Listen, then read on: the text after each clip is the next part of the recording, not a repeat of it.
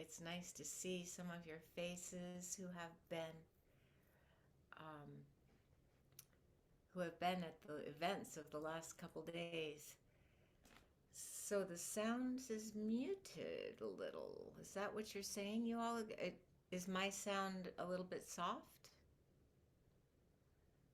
Let me try something.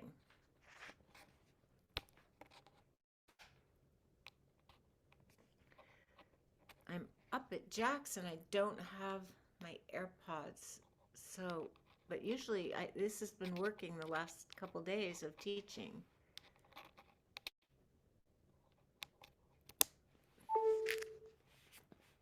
Let me close everything else.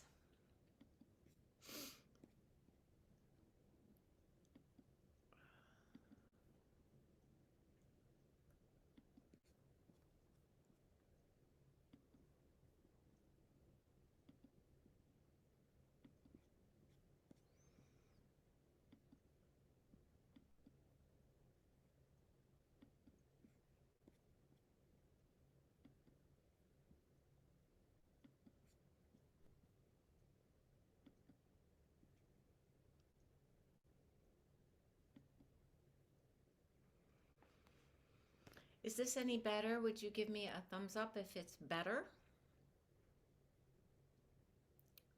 Okay, so some people are saying thumbs up and some people are holding their ears. I'm just gonna, I don't really know what else to do, so I'll just see if I can speak a little louder. And can you all hear at least some?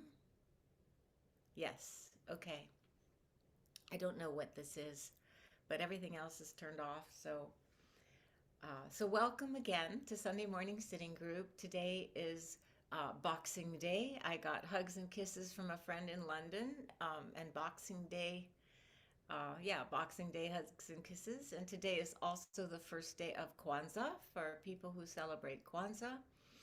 And I'm Trudy, the founder of InsightLA. Very grateful today for our helpers, Caroline, our moderator, Ava, our recorder, and all of you who are here, because sharing the gift of these teachings of the Dharma, of mindfulness and compassion and insight and generosity and all these beautiful spiritual qualities of the heart is really the best gift, maybe the most noble gift that we can give in this season of gift giving. So I'm very grateful for all of us to be involved in listening, studying, sharing these teachings together. And I would like to lead today a gratitude meditation, and then just share some of what's been happening over the past couple days, and then encourage everybody next week. And I'll try to remember to mention this at the end, or maybe Caroline can remind me, to bring a little candle next time. That next Sunday we'll do an intention setting ceremony for the new year. So just make a little note to yourself to bring some kind of light, and we'll do that together. So let's, for those of you who may be new, if anyone's new here today, we have some meditation now for about almost a half hour, and then some teachings, and then some chance to share together. So finding a good framework for your body. If you see my body kind of moving around, it's because I'm actually sitting on an exercise ball, which allows me to to move around a little bit and is a little more comfortable for this body than a chair. So finding whatever is comfortable for your body, as comfortable and possible as possible. And lowering your gaze, closing your eyes, taking a deep breath in, and releasing. Another breath in. As you release, lowering your shoulders.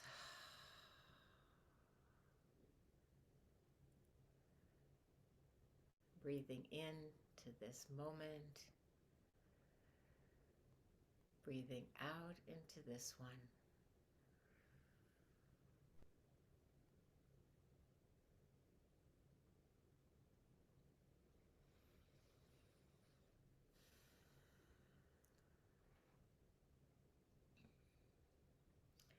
So this is a gratitude meditation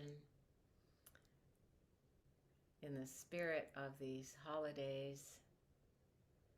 And for people who find the holidays a very depressing time of year, like some people I know well and love, gratitude practice can be a way to actually uplift the heart and get into a better mood.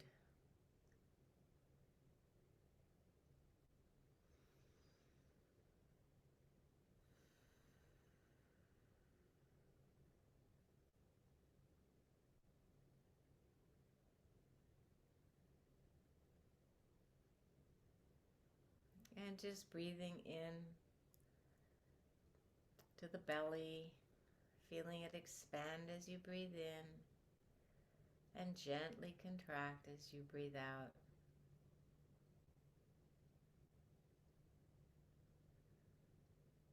And taking a moment to scan the body and sense and feel any spots where there may be tightness, tension, or soreness.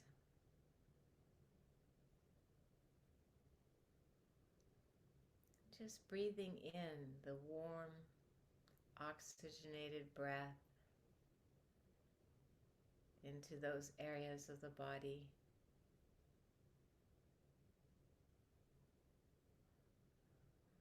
And as you breathe out, just releasing that tension, breathing it out.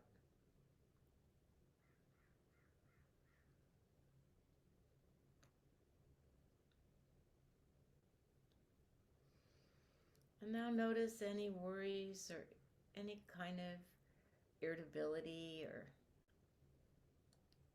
anxiety or anything that judgment, anything that might be marring your clarity. You can just breathe into those feelings, noticing them, and allowing them to flow out as you breathe out.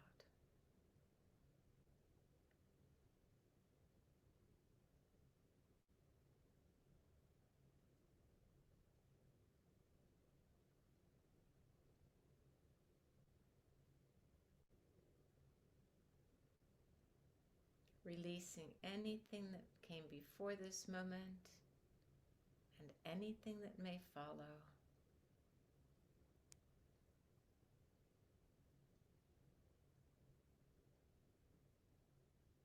Just being here, a little more spacious and open, and feeling grateful for this, for any little shift that's happened.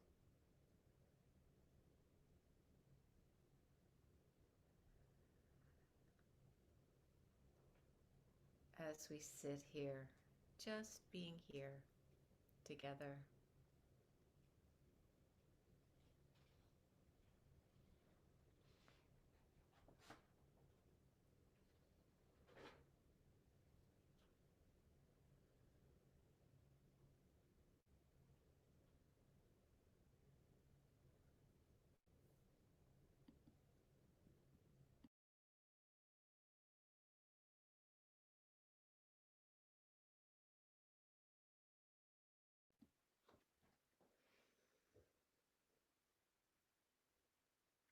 And first, just appreciating that if you are even here, listening, meditating together,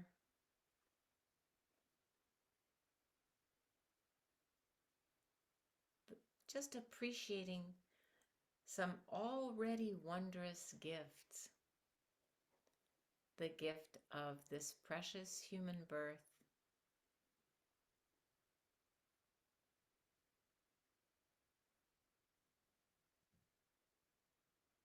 the gift of aliveness itself.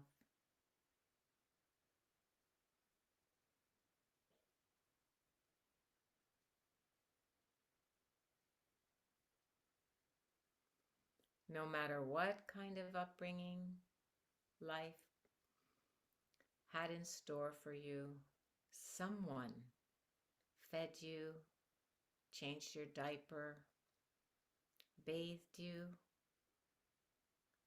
taught you to talk and understand.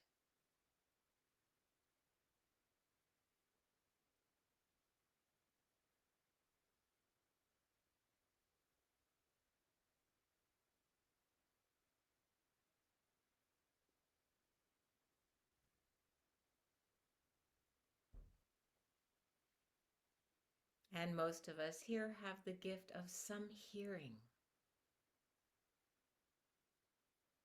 to help hear and learn.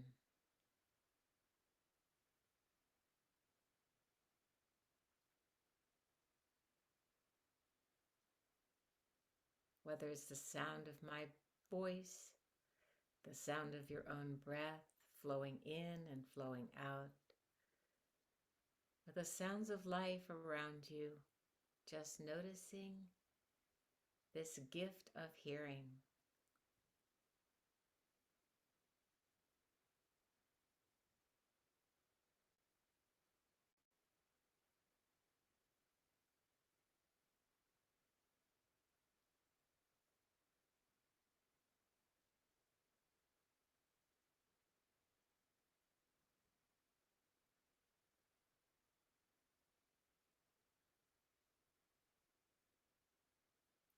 The gift of sensing and feeling this body, and maybe feeling the pulse or the heartbeat.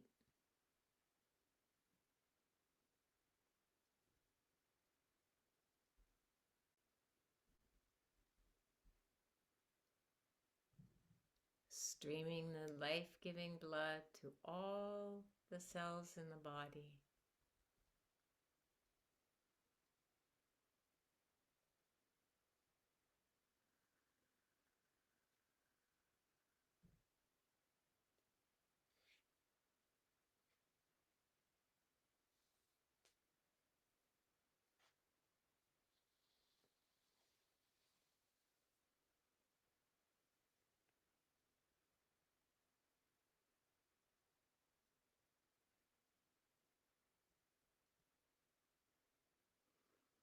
And if you have a sense of smell, offering some appreciation to your nose and that whole olfactory system for letting you smell.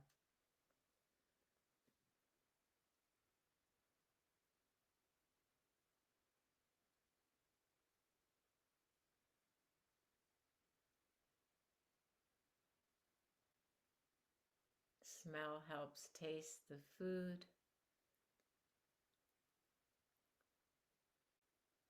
And taste what's cooking.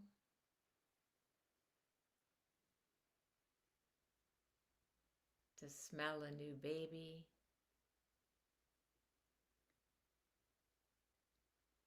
Or your fourth grader's unwashed hair. Or the fresh, cold air of winter.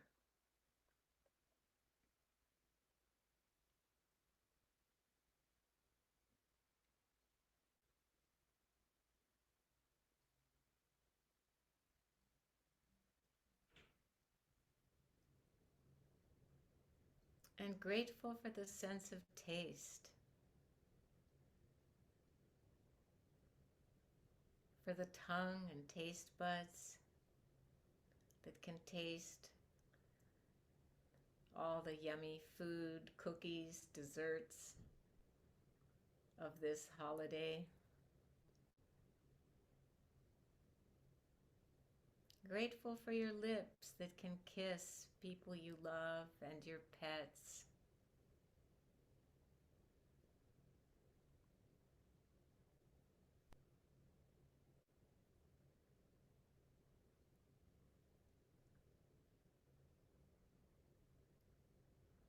offering thanks for the sense of taste that helps us experience all the flavors of this world.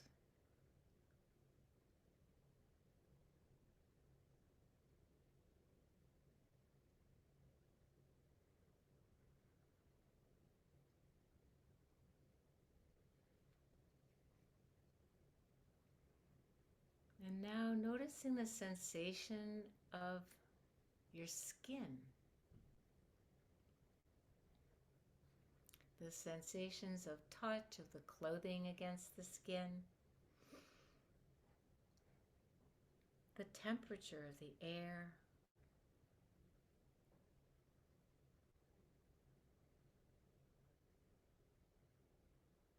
grateful to the skin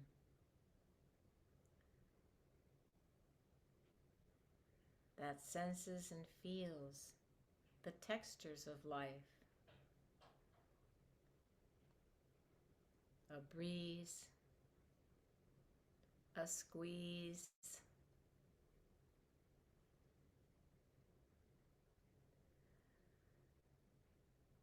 the softness of a child's hand in yours,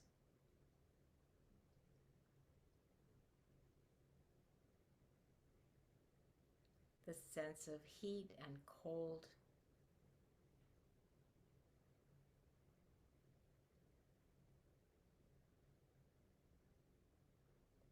thank you, skin, for helping me feel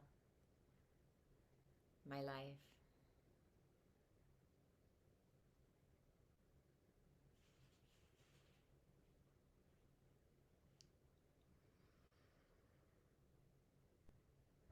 And even with the eyes closed, grateful to the eyes for the miracle of seeing.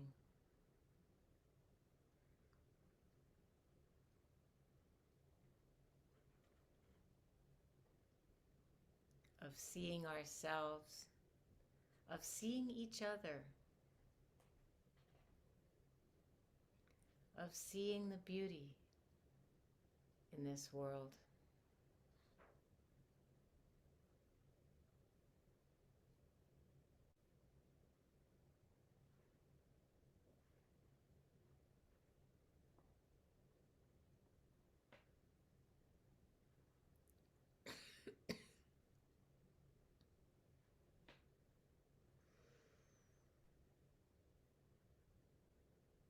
Grateful for these eyes that are called a window to the soul.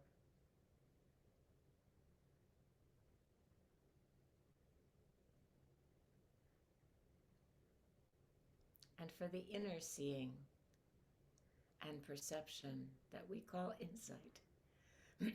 Insight.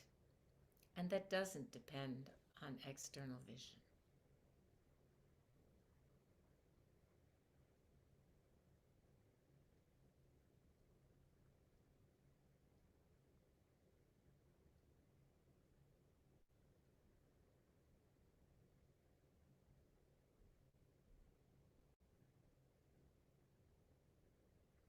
And if for any reason your vision is impaired, you can be grateful for all the other senses that help you sense and feel and in that way see your world.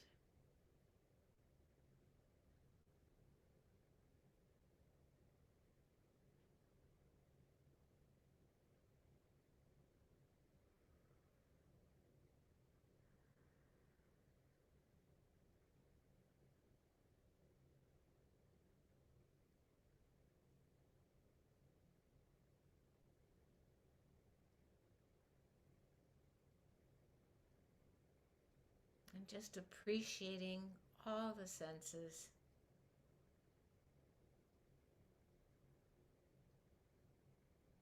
Everything the senses allow us to know,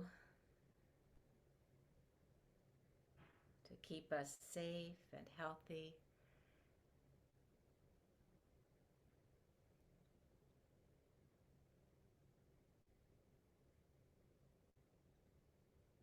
And to appreciate this life, the sensuousness of this life.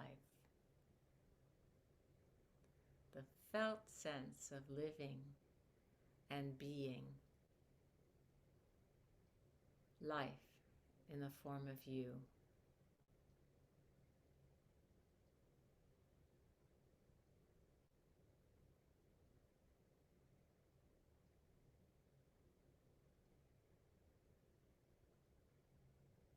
And so we'll spend the second half of this sitting in silence. And if you feel moved, you can just make your own gratitude list as you breathe and appreciate this time together, or do whatever practice you enjoy.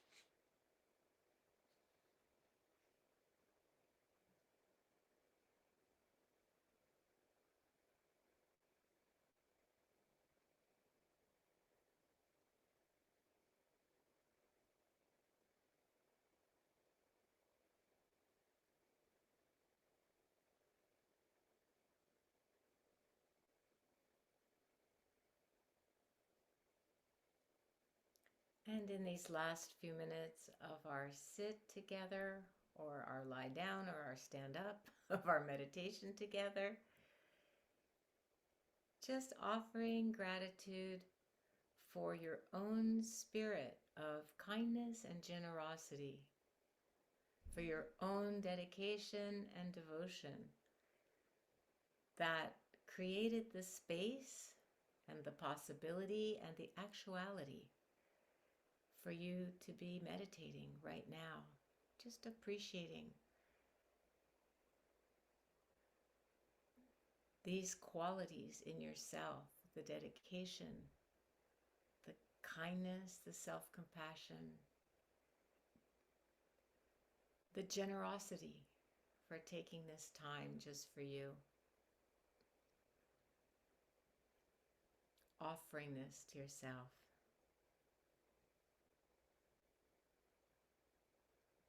Grateful for this life, for the stillness, for the joy and the sorrow, for the presence and the distraction, for the reactivity and the love, for everything in between. May we be grateful.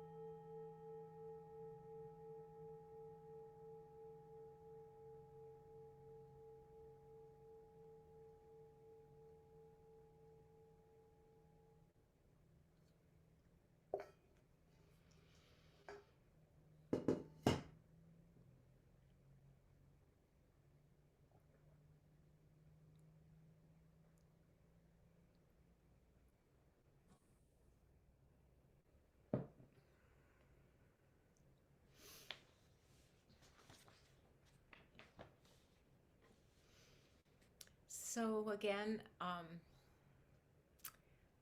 am Trudy, and I'm speaking to you today from Marin County, from San Rafael, from the unceded ancestral lands of the Coast Miwok tribes, the indigenous people who loved and lived and took care of this place before we were here. And it's a chance also to acknowledge and give thanks to my own ancestors. You can give thanks to yours, whatever they were like. They allowed us to be born and have this life. We didn't get to choose this life. We didn't get to choose to be born. We didn't get to choose our ancestors. But here we are. So how do we make the best of it? Because here we are. And that's a lot of what we're doing together with these teachings, learning how to make the best of it.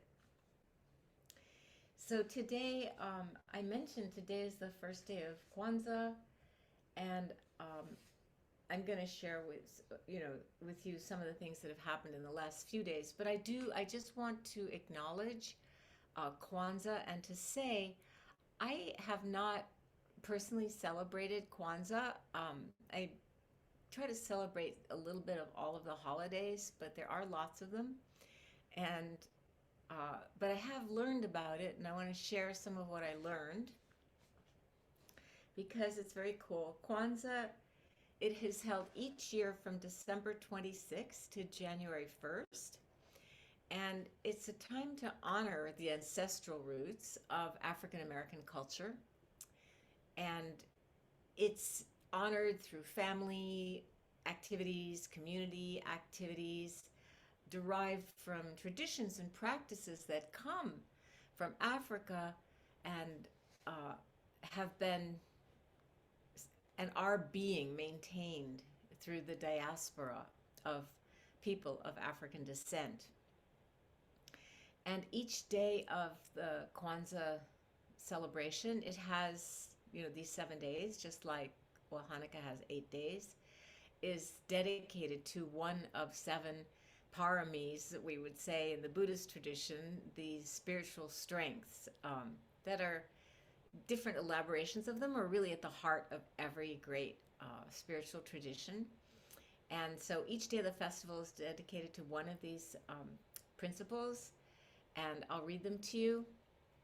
They are, the first one is, and I'm not sure about my pronunciation, but Umuja, which means unity.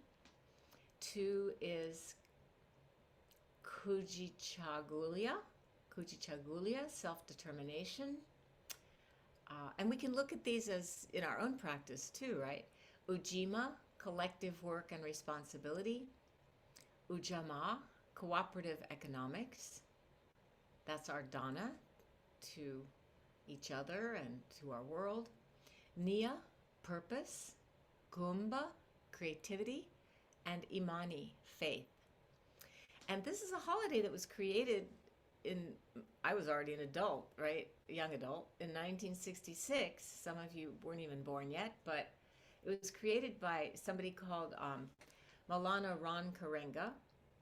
And it's, as I said, it's to celebrate the history, the values, the culture.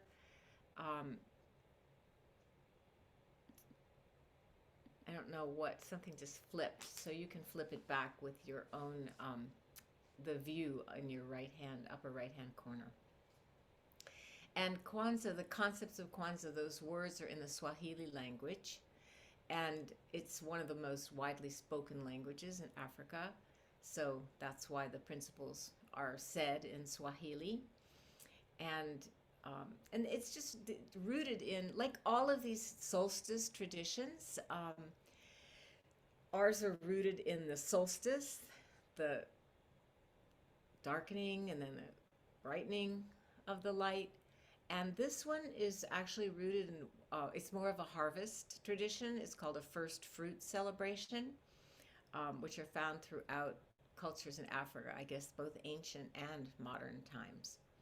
So learning about African culture and history and spending time with family, these are the two primary ways to celebrate Kwanzaa. And learning about African American history, not just African history, of course. And then on the 31st day, there's a feast called, a large feast called Karamu, which of course would coincide with New Year's Eve. I don't know who is doing something for New Year's Eve this year at InsightLA. Do you? Does anybody? Do you know, Caroline or Ava, what's happening for New Year's Eve at InsightLA? Because if there's nothing happening, we'll remedy that and let everybody know. We do traditionally have some kind of New Year's Eve sit, which it's been shortened in our days of pandemic and Zoom meeting, but I'll find out and we'll let you know. I'm not aware of anything happening on the New Year's Eve. Nothing. We did a Christmas Eve, which I'll tell you about. Those of you who weren't there, some of you were. I guess, yeah, I just saw a notice that Spirit Rock has something, but we usually do too. Anyway, I will find out about that. Just thinking about that feast of Kwanzaa on New Year's Eve made me wonder. We had a Christmas Eve celebration, which it's the second year in a row, so does that make it a tradition? I hope so. We have these amazingly beautiful artists, Broadway singers, who came and performed live via Zoom. Now, live music is so beautiful, even if it's on Zoom. And yeah, Candace is putting a big heart. It was beautiful. And it was recorded and it will be posted. I don't know when it will be uploaded and posted because it's the holidays, but eventually it will be. And in the meantime, you can look at the one from last year, which was also very beautiful. And that one is up on the InsightLA YouTube. Um, and so it was just really a festive time, a treat for the heart and the soul. I watched the YouTube from last year because I wanted to just remind myself what we had done. Jack and I, this year I did it with Sharon Salzberg, who is a complete fan of Broadway. I think she's seen Hamilton close to 100 times. I don't know how many times. She's seen it so many times. She loves it. And it was just great fun.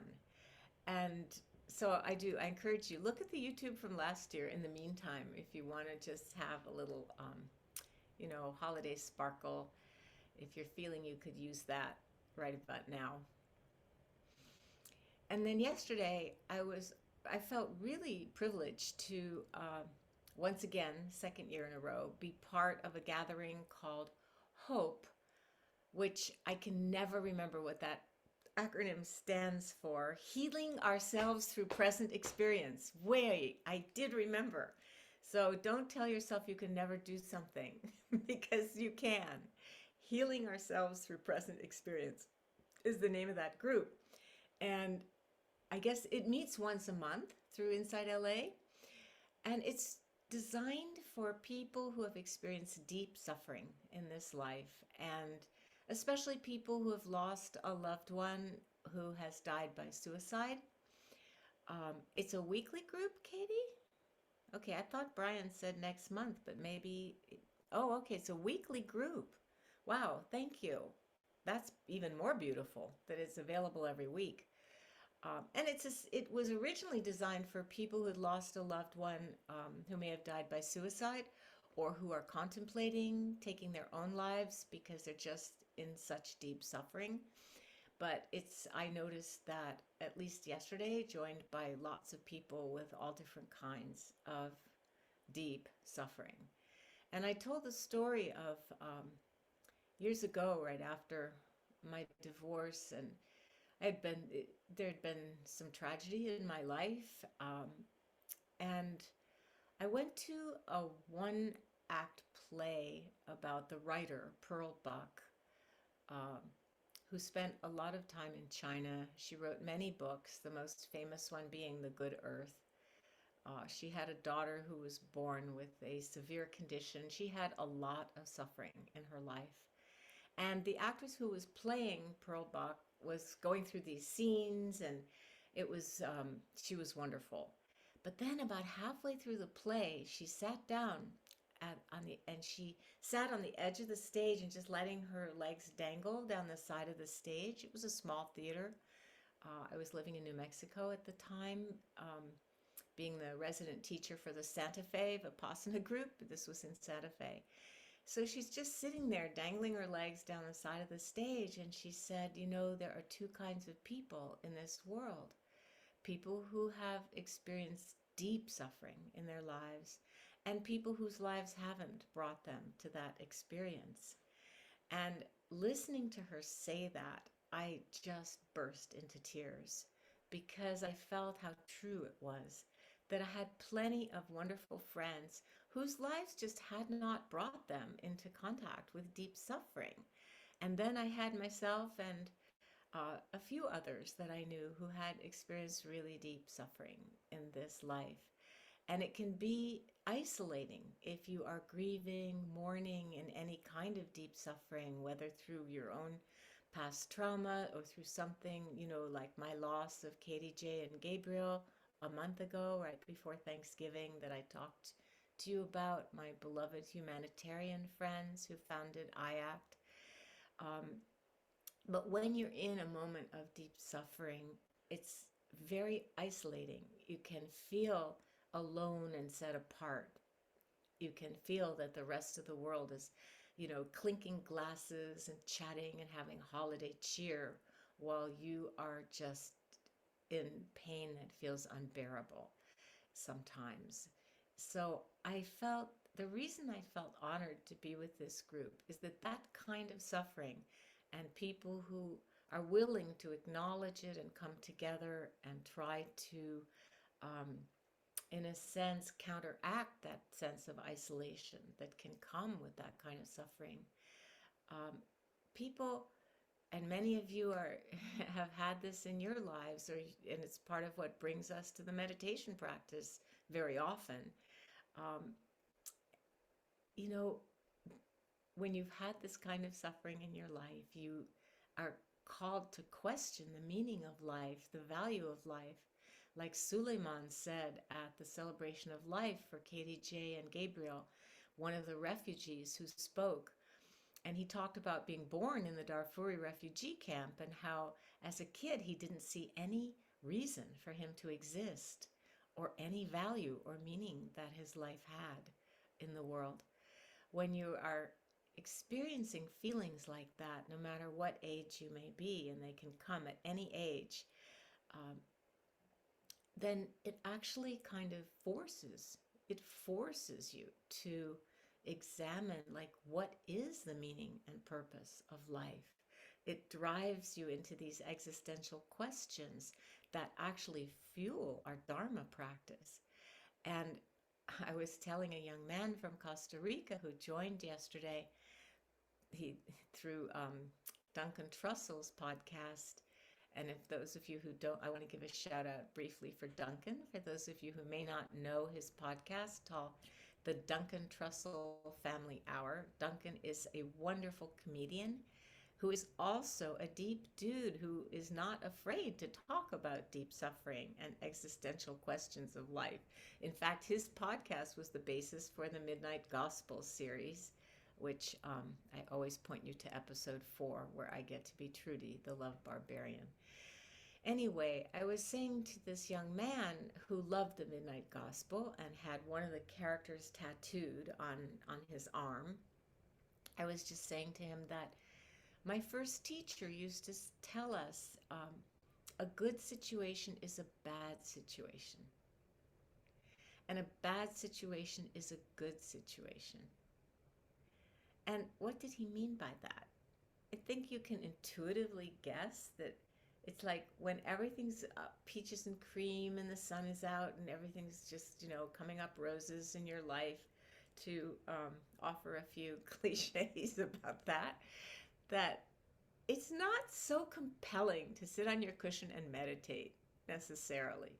Whereas when a situation is bad, sad, difficult, painful, whatever it might be, that is what motivates us to look for some relief, to look for some comfort or solace or a way to be with experience that may even feel not just hard to bear, but unbearable. And so that's what he meant. And you can take heart from that, not to, rain on your parade, another one, not to rain on your parade when it's a good situation, but actually to take heart and draw some courage from this teaching when it's a bad situation, because that can really fuel our wish and our intention to practice.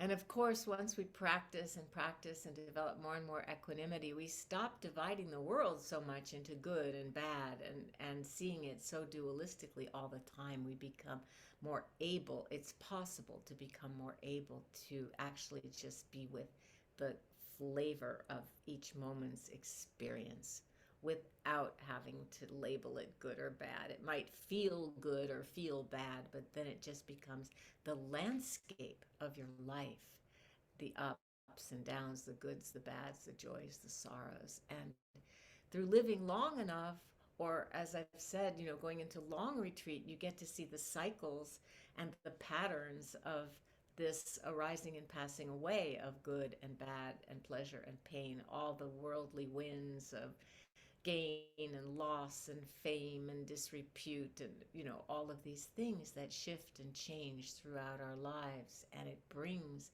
that more open sky sense of equanimity, of some spaciousness, around our identification with each of these experiences as being a story about who we are, good, bad, up, down, and imagining that, we get fixated and imagine it's going to last forever, um, however it is, whatever it is. And of course, it does not.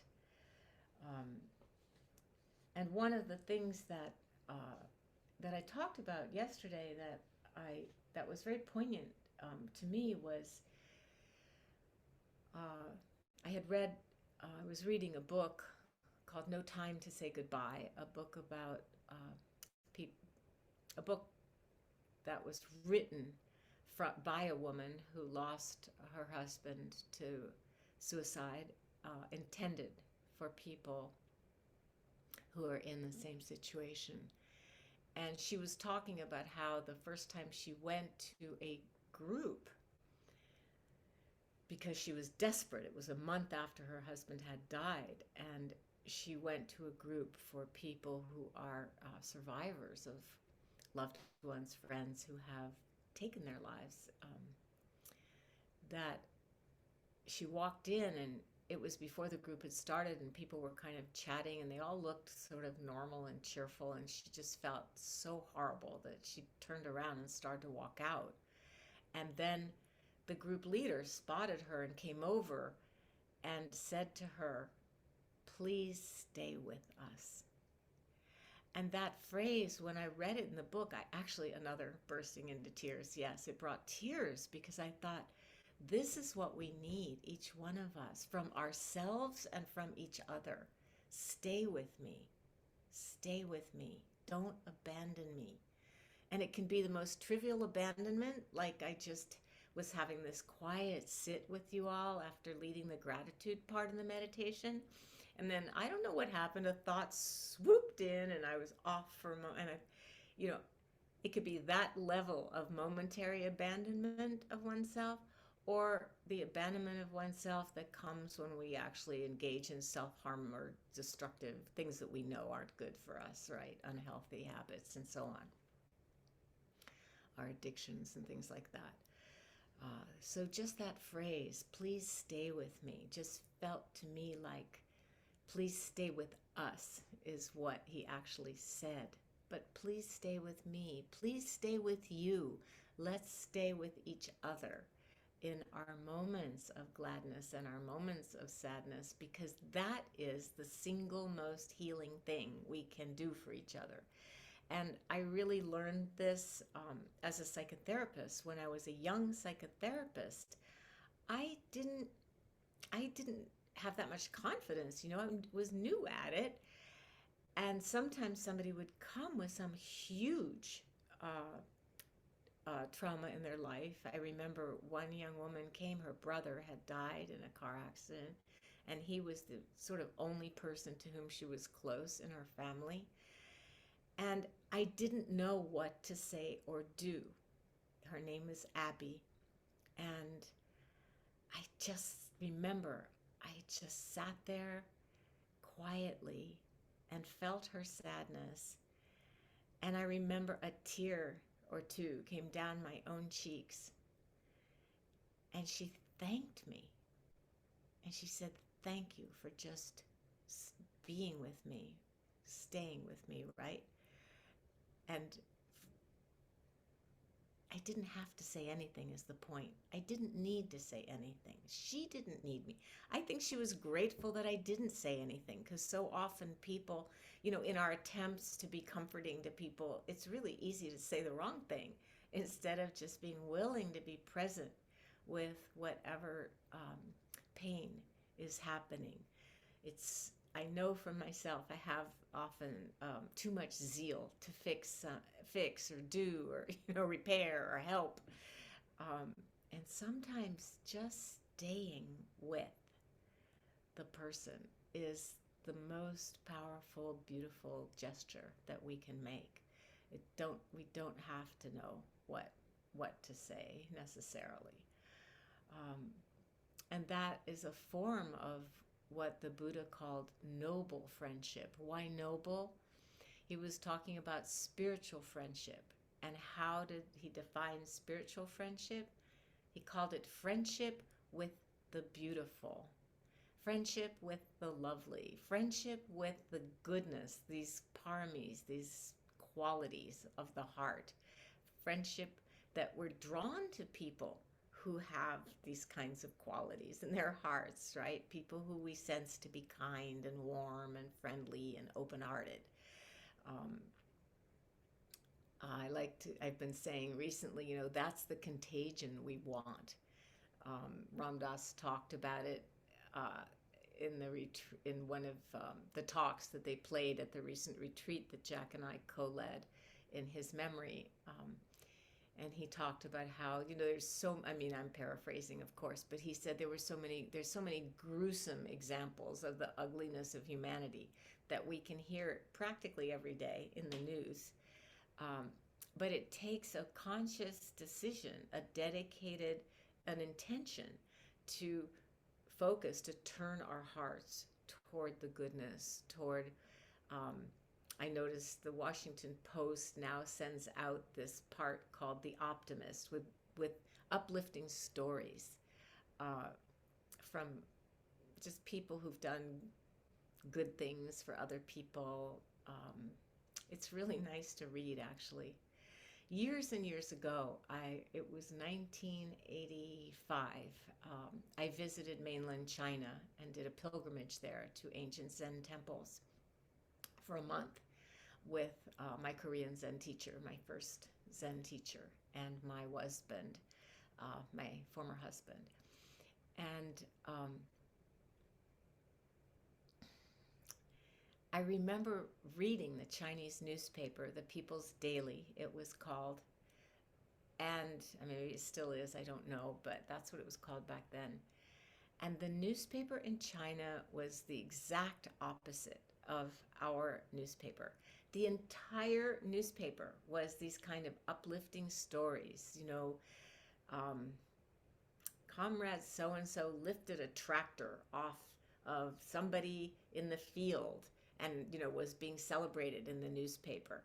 Just article after, of course, there was also no news, no international news, nothing we would call, the news that we want to hear about the world. It was all very, very sort of prettied up, but I think somewhere in between, right? There's a middle way.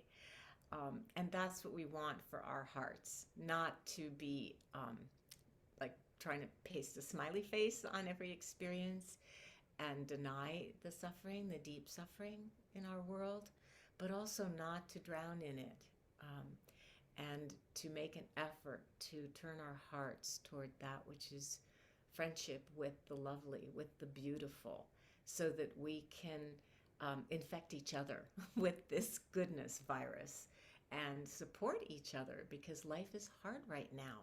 Can you imagine a second holiday season where we're having to question and cancel plans and weigh, should I do this, should I do that, is it safe, is it not safe? Oh my gosh, where I would be saying make sure you have a booster shot. I know some people resent my saying things like that, but my dad was a public health doctor. So I have to say, get your booster shot, please. If you're able to, and if you're not, take very, very, very good care of yourself, wearing your mask and being super careful about where you go and what you do. Oh my gosh, I didn't even give you half the talk I wanted to give you. That's great. It'll be for next week. I'll read you a poem, just so we have some closure on this rather rambling one today. This is from The House of Belonging by David White. Above the mountains, the geese turn into light again, painting their black silhouettes on an open sky. Oh, just as I started to read it to you, a hummingbird came by the window. Sometimes everything has to be inscribed across the heavens so you can find the one line already written inside of you. Sometimes it takes a great sky to find that first bright and indescribable wedge of freedom in your own heart. Sometimes with the bones of the charred sticks left when the fire has gone out, someone has written something new in the ashes of your life. You are not leaving. As the light returns slowly, you are arriving.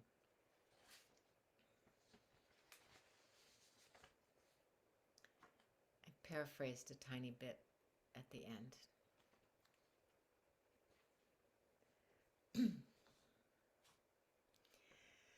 So now it's your turn to offer your reflections or questions. We call this Q&R because Q&A means I would have the answers and I don't. I just like to hear from all of you. And yeah, so if you'd like to say anything, you can just raise your hand and Caroline or I will call on you, and I'm going to take a look at the chat while you decide if you want to say something. Oh, Clark, thanks for posting about the optimist. Yeah. And thank you, Candace, for and Katie for clarifying that the group meets weekly. I'm super happy to hear that. Oh, good. Melissa's doing something. That's right. I knew somebody was, but I couldn't remember. So Melissa is doing she's calling it a gentle New Year's Eve because it's just between 7 and 9. You don't have to stay up till midnight like you used to do when we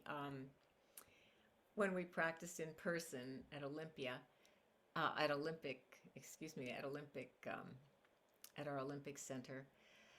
And Ethy, thanks for reminding everybody that there is a New Year's retreat at Big Bear Retreat Center with actually a wonderful teacher, Lisa Ernst, who is the first teacher to whom I gave teacher authorization, who started a group in Nashville called One Dharma.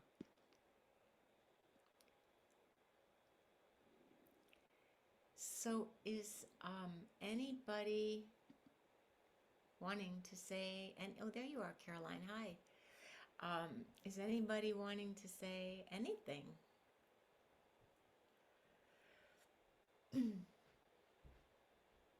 There's a question in the chat, Trudy. Oh, okay, I didn't see it.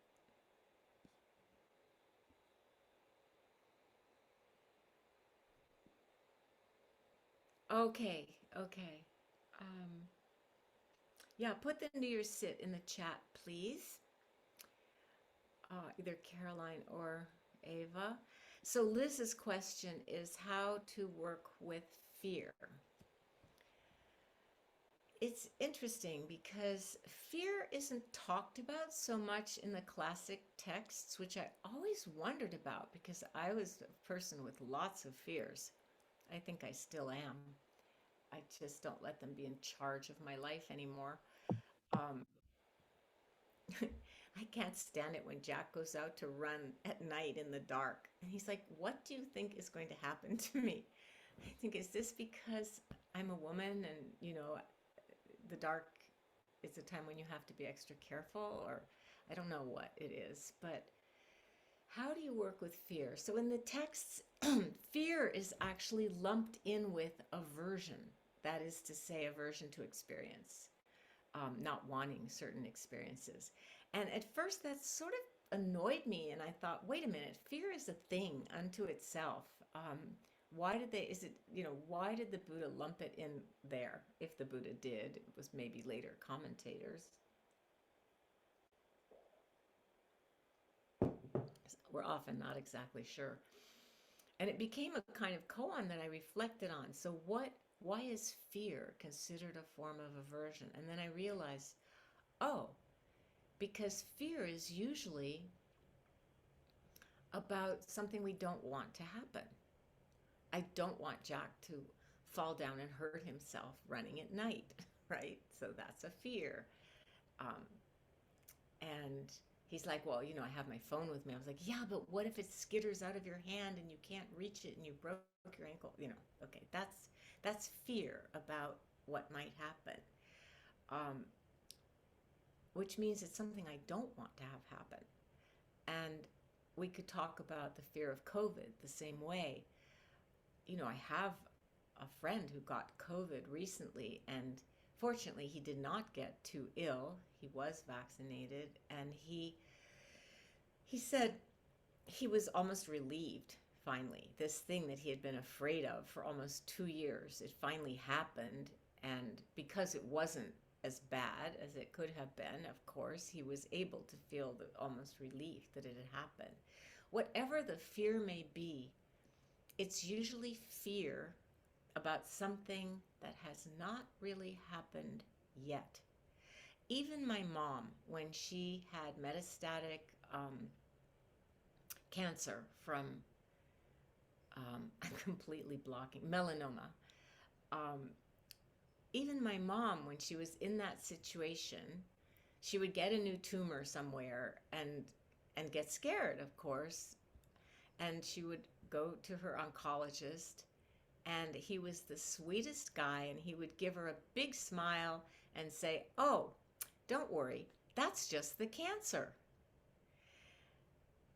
It was such a paradoxical thing to say, and my sister and I were there when he would say it. And I remember one time we just went out to get some lunch after my mother's appointment, and we could not stop laughing. Every bad thing in the world was like, oh, that's just the cancer. Oh, that's just the genocide. That's what happens. Or it was crazy and silly, but you have to have a sense of humor with your fears. I feel it's a really good antidote to fear, Liz.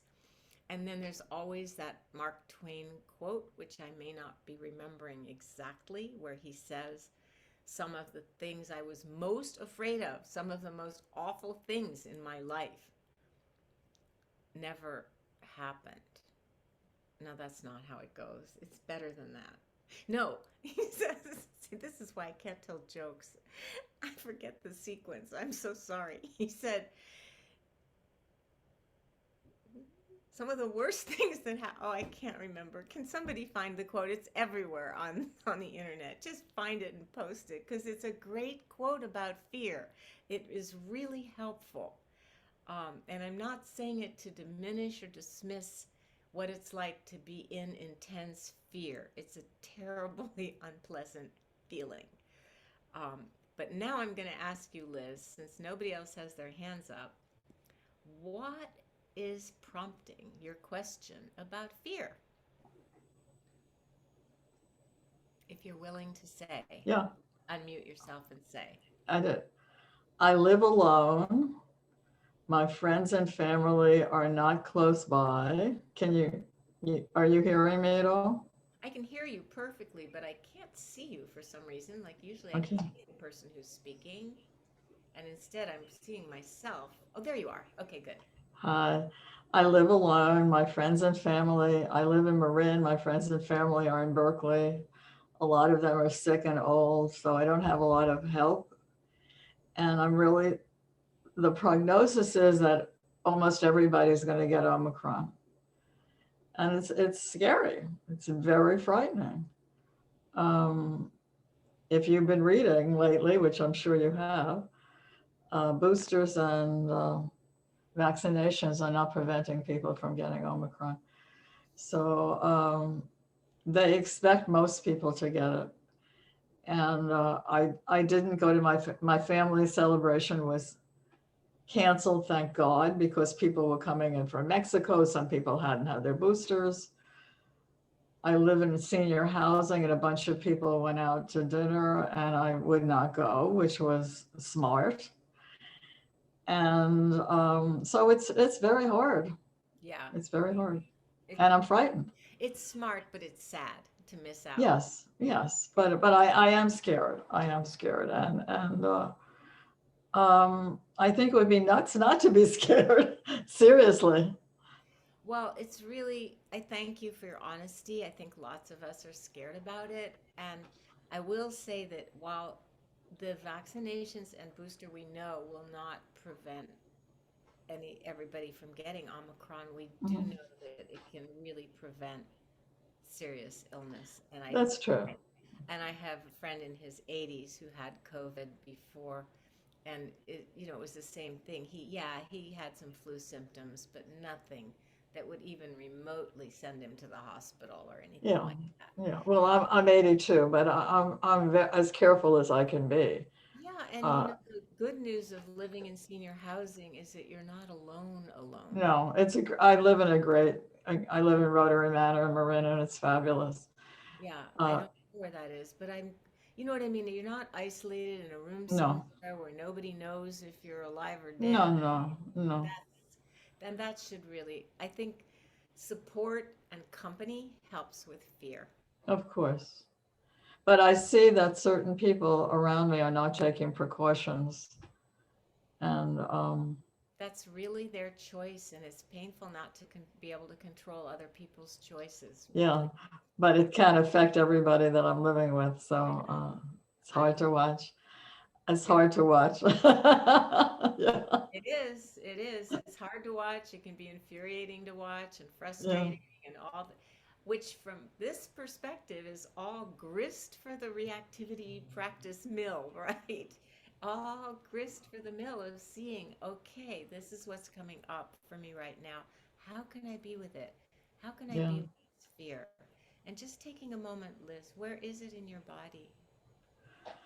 I think in my chest, but I'm in the MMTCP program. Oh, so you know all this. No, yeah, it doesn't matter. I need to hear it 100 million times for 8 more lifetimes. But one of the things that my teacher came up with was pause, relax, and open.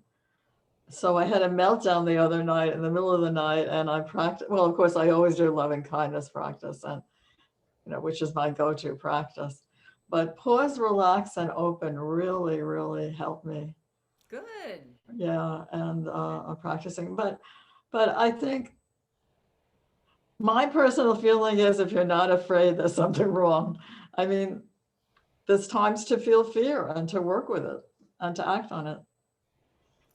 Well, I think I hear you, and I think there are times to be aware, to be aware and careful, and maybe all the time, but especially now.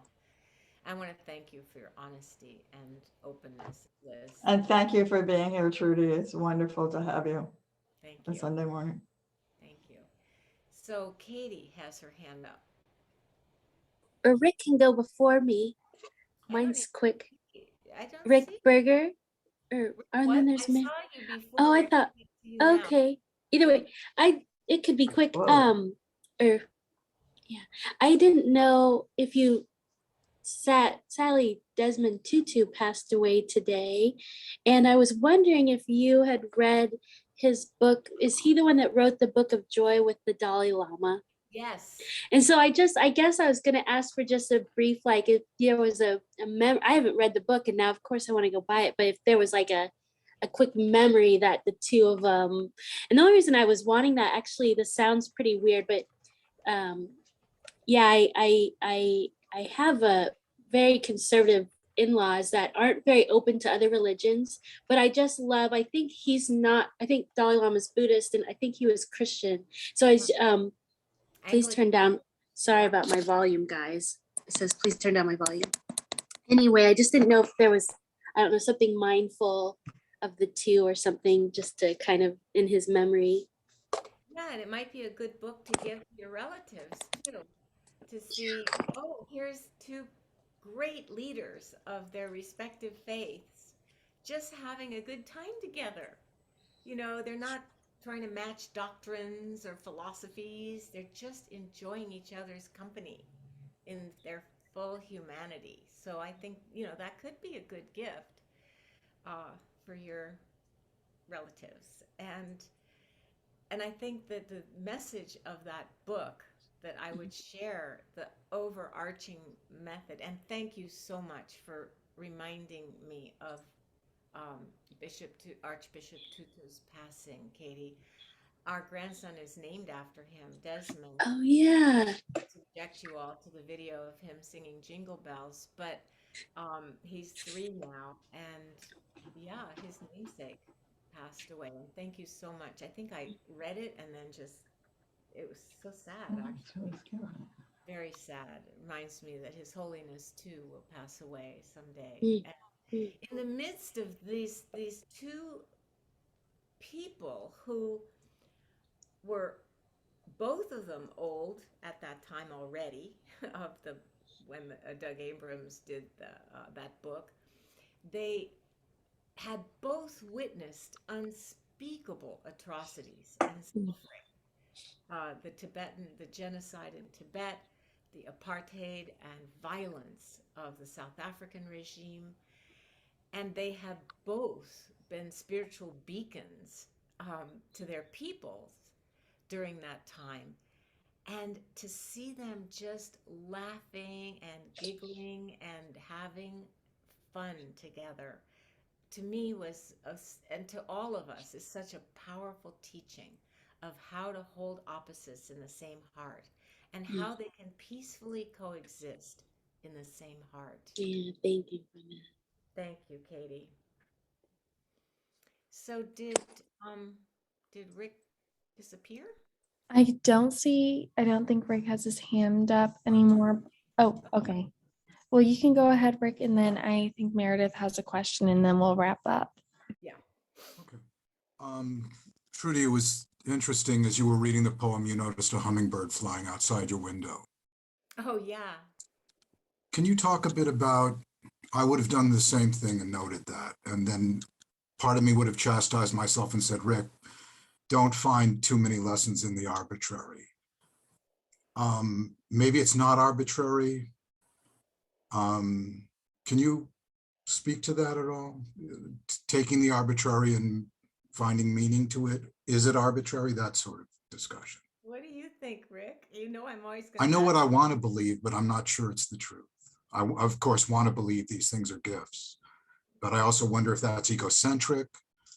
How do you feel when you believe that it's a gift? Much better. Much better. So, which direction do you think you should go in?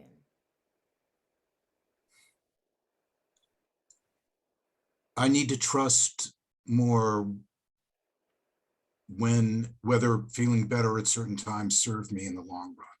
So it's a little confusing for me. It can be confusing, for sure. But the Buddha gave this teaching that shocked me.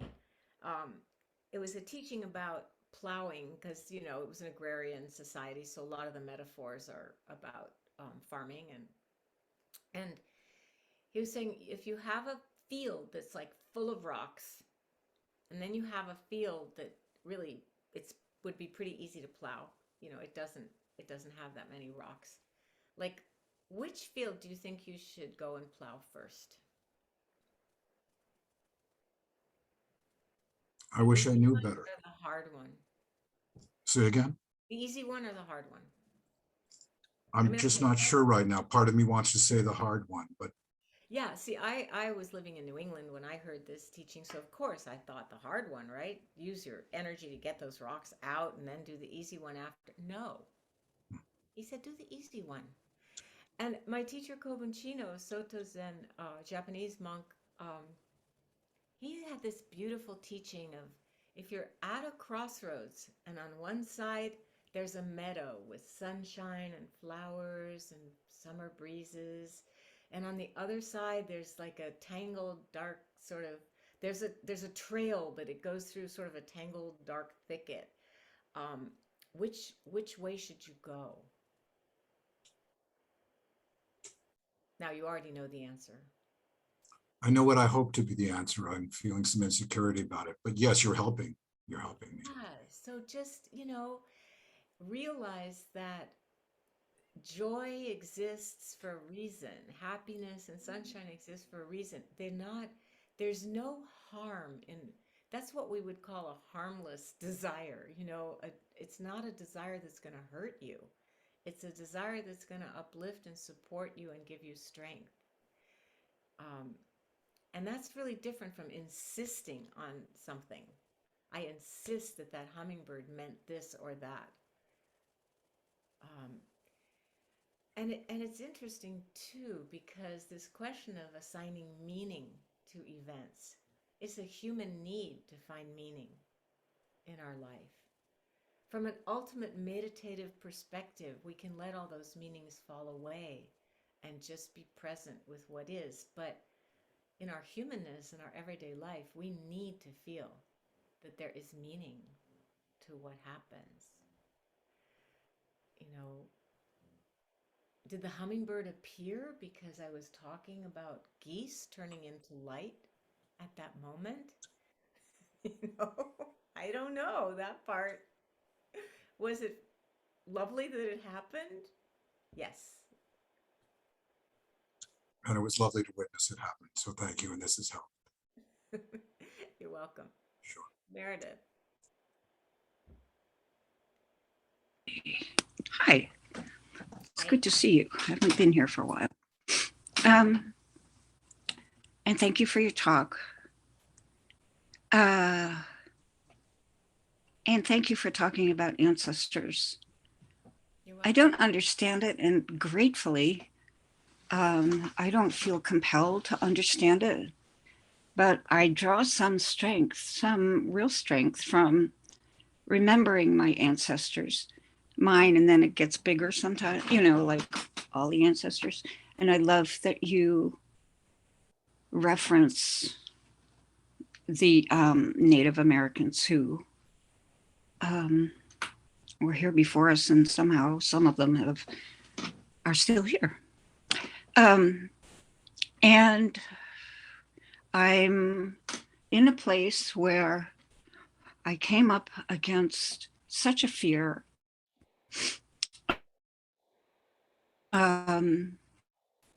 that after many, many, many years of working and supporting myself, now I go to job interviews utterly terrified. And it's embarrassing, and I haven't gotten work yet. But also, it's taken me a while to understand what's going on. And it's childhood. I mean, it's from my childhood. And I don't know how to express it, so I won't try. But today I'm really grateful to hear about gratitude. It's the last thing I want to explore when I feel this fear. I just feel this like absolute no around a lot of things. But I don't always let myself act on that. And joy. I'm really grateful to hear about or remember, or, you know, bring into me also joy.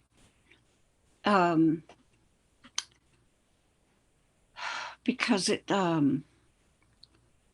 shifts my view. You know, it's like it helps me remember that the intensity that I'm feeling and the fear of fear that I'm feeling and catastrophizing and all that, you know, there's more to it, even though I can't necessarily feel it. Well, I feel something. But when I let myself, you know, remember gratitude and joy, even though I can't see it sometimes, I can't, something's really, I'm holding very, very, very tight. And, but my body knows. And slowly I'm imagining that's what it'll take. Plus, you know, connecting, of course, I need that a lot with others who understand or are, you know, are supportive or supportive, etc. But so, Thank you. Merry Christmas, Happy New Year. That's what's on my mind, and Thank you, Meredith. that's a great sweater on you. Sure. Thank you. Thank you so so much. And I want to apologize for the volume. I checked my sound preferences. The output volume is as high as it'll go. So if it's been difficult to hear me, I'm really sorry. I'll have this checked, but I don't know what it is because I did do all the things I knew how to do. Um, so to close today, I would like to encourage everybody to join a breakout. Are we having breakout groups today, Caroline? Do we have time for that? Do you have time for that? Yeah, I was gonna do breakout groups till 1. So after we finish up here, we'll have about a 5-minute break and then come back for just some discussion. Yeah, and I noticed in the chat some conversations about fear and aversion and when it's good to have fear and how to work with fear. And these are things that it's so great that you can talk about together in the breakout groups and have a chance to maybe get to know each other, a little bit, well, a lot better than you can in this large group of just listening and not really interacting. So I encourage you to take time for the breakout group. It's a way to experience some sense of community when we're looking at potentially more time of being apart. So I encourage you to do that and to have a restorative week as much as possible this week. And I look forward very much to seeing you next week. And I want to remind you to bring a candle or something, and we'll do an intention setting, a little ceremony for the new year. I say intention setting because I don't know about you, but I can barely remember my New Year's resolution, let alone live up to it. So we'll set intentions instead. It's a little gentler way of approaching the new year. So thank you so much, everybody. Thank you. And in this season of generosity, I want to encourage you to be generous to InsightLA too, and to enjoy sitting with Melissa. She is the most calm, equanimous, gorgeous presence. Enjoy sitting with her on New Year's Eve, and I'll see you next week.